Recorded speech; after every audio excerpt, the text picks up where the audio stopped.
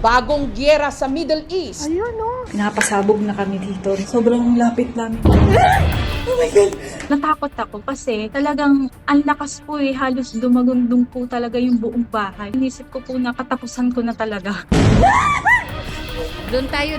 Mas pinili ko pa pong mag-stay at makipagpalsapalaran dahil hindi po sapat ang kita ko sa Pilipinas. Malayo man, ramdam na ng ating bituka ngayon pa lang. Nangangamba po ng kataasan ng sahod namin.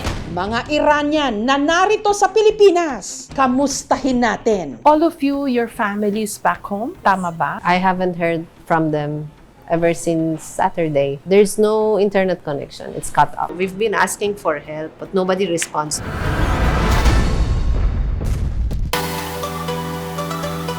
Boracay! Memorized nyo na, kanyo?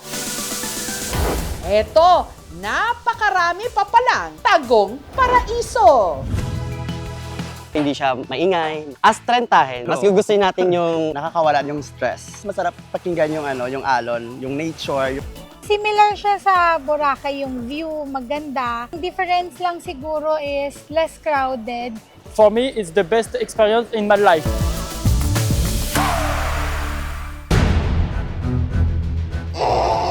Sa Nueva Ecija, Kinabahan na rin ako kasi baka lalabas yung ulo tapos may iwan or may iipit yung balikat ng baby.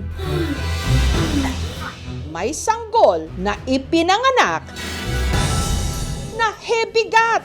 Thank the Lord! Tumimbang agad ng 5 kilos.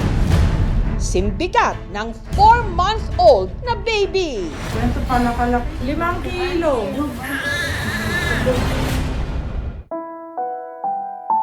Sarap pamasyal dito kung kasama ko si Eduardo. Ang simpleng pangarap ni Lola Ine na makapaglakad kasama ni Lolo Eddie, bakit kaya parang imposible? Na-detect na may demensya. Sino ako? Iba si Alona ako. Wala na, hindi niya na kami halos kilala. Siyempre, nalungkot ako. Sabi ko nga, akala ko ikaw mag-aalaga sa akin. Naawa. Hindi siya ganyan. Malakas siya. Puso'y sa'yo pa rin, sa langit ating dadalhin. May isa na namang namatay sa hazing. Ang 19 anyos na si Kenneth Alcedo ng Cavite. Saan nyo na po inabutan si Inabutan Kenneth? na namin sa tracing na po eh. Sa Purinaria.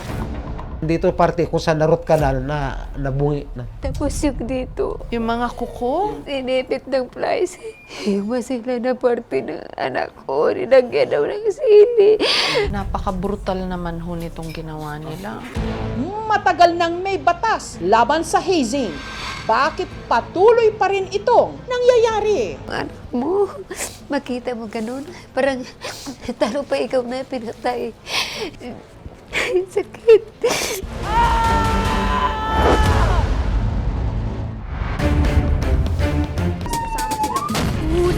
What was that?